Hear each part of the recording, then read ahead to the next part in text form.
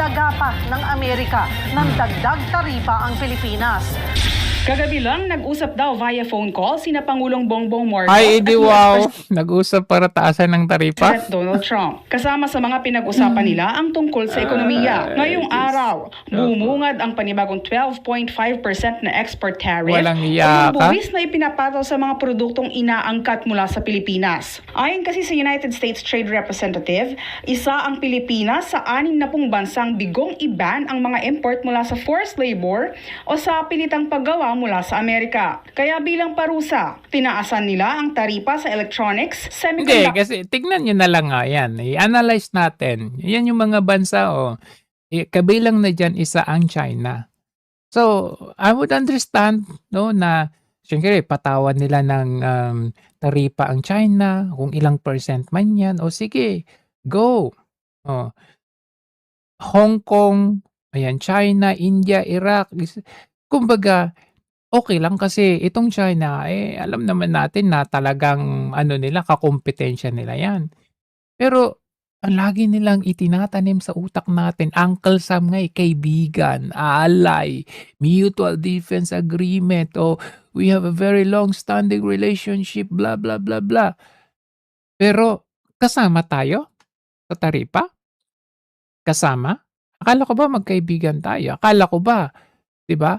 You are gaining so much from the Philippines for you to just give a reason na sobrang babaw na, kasi nag-ano tayo sa forced labor. So, ibig sabihin, in just a snap of finger, paparusahan nyo kami. Idadamay nyo kami. Kung meron mang kayong with China, idadamay nyo kami. Akala ko ba magkaibigan tayo? Kayo nga pinili namin over China, tapos ngayon pati kami damay. Yun yung point natin dito Hindi ko maano yung reason na dahil daw sa forced labor, blah, Amerika. blah, blah. Kaya bilang parusa, tinaasan nila ang taripa sa electronics, semiconductors, at ilang mga agricultural products. Semiconductor, electronics, tapos magtatayo sila ng Paxilica sa Pilipinas. Biruin ninyo yun, nakakatawa. Semiconductor, electronics, kasi daw sa forced labor. Ibig sabihin, meron, kumbaga, ipinapalabas nila na meron tayong maliit na pagkakamali or isang pagkakamali lang natin. Pinarusahan tayo ng 12.5 taripa. Pero, sila po ay magtatayo ng Paxilica sa bansa natin. At, napakaganda. Pabor sa kanila yung lease agreement. 2 years na libreng paggamit dyan sa 4,000 acres o 1,600 hectares dyan sa New Clark City para itayo ang kanilang Paxilica. Libre. So, sino yung nag-benefit? Sila. Libre. Within 2 years, guys, sabi nila, hindi kasi grace period yan Libre muna sila ng 2 years. After 2 years, saka sila magbabayad ng kanilang renta. Guys, in 2 years, ang daming pwedeng mangyari. Pwedeng in 2 years, magsasara na sila. Libre sila in 2 years. Pwedeng in 2 years, maubos na yung minerals na kukunin nila sa atin. Copper, cobalt, copper, cobalt, yung rare earth minerals natin, kukunin po nila yan. Miminahin po nila all over the Philippines po yan. In 2 years, ubos na nila yan. Kagaya yung ginawa nila ng mga minerals natin, mga ginto natin noong araw. Pinagkukuha nila and then umalis nila sila ng bansa natin. So within 2 years, siyempre, technology ngayon, high-tech ngayon, mabilisan na yung advanced na ngayon. So, ang dali lang nilang kunin ang mga minerals natin within 2 years. O, diba? Libre po sila within 2 years. Sabi nila, hindi, may magre-rent sila after 2 years. Sa year 3 nila, malay natin, what's gonna happen in 2 years? Within a year or 2 nga lang, ubos na yung tubig natin, ubos na yung electricity natin, mag-aagawan tayo kasi talagang sobrang laking gigawatts ang gagamitin nila dyan. In fact, as I can give you proof, no? Wala pa, hindi pa nag-uumpisa yung Pac Silica, wala ng tubig dito sa Pantabangan Dam. Dito sa Pantabangan Dam, nakita ninyo lumubog kasi kung mataas ang tubig dito sa Pantabangan Dam, hindi na ninyo ito makikita, itong lumang simbahan na ito. Pag nakita ninyo ito, ibig sabihin bumaba ang level ng tubig. Taliwas sa sinasabi ng proponents ng Pac Silica, sabi nila, hindi po maaapektuhan ang katubigan natin. Saan kumukuha ng tubig ang mamamayan? 'Di ba sa mga dam? Itong Pantabangan Dam, medyo malayo ng konti, pero isa din sa source na pinagkukunan ng Tarlac, Pampanga, itong Pantabangan Dam. Pero tignan ninyo ngayon pa lang ito. Pantabangan Dam, pang-5 beses pa lang itong lumitaw ngayon na nangyayari lamang tuwing may El Nino.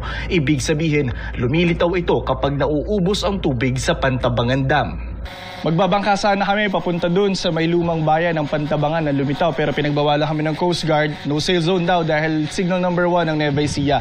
Ipapakita ko po sa inyo ngayon kung gaano nakaraming tubig ang nawala dito sa Pantabangan Dam. Ito pong inatatayuan ko, pati po lahat ng lupa na nakikita nyo sa likod ko, sa inyong screen, lahat po ito nakalubog last year, November 2025. Pero dahil po sa El Nino, ganito na ang nangyari sa Pantabangan Dam.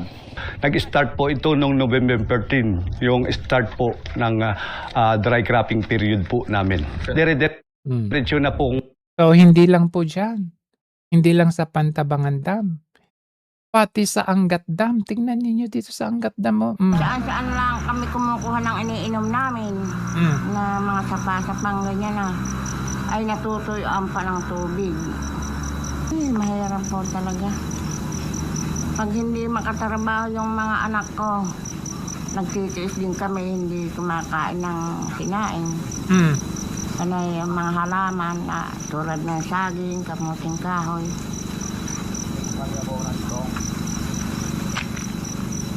Hanggang gano'n po ang kahirapan naming mga... Ay halos grabe ho ngayon yung pagbaba.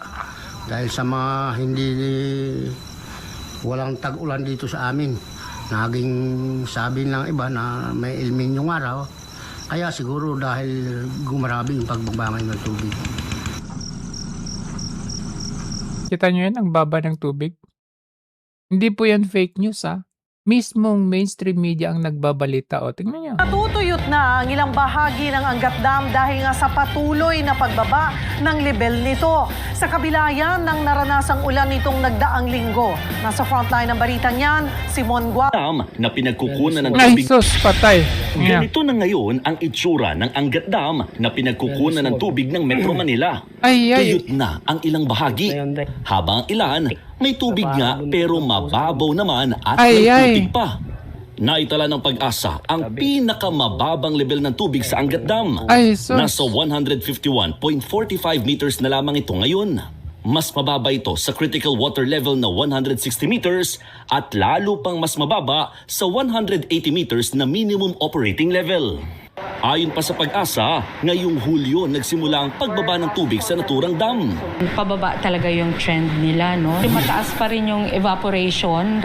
So nakita ninyo, ngayon pa lang, wala pa, hindi pa itinatayo ang Pac Silica, pero ito na po ang nararanasan natin. Remember, itong AI data center na ito, hindi po pwedeng interrupted yung operation nito.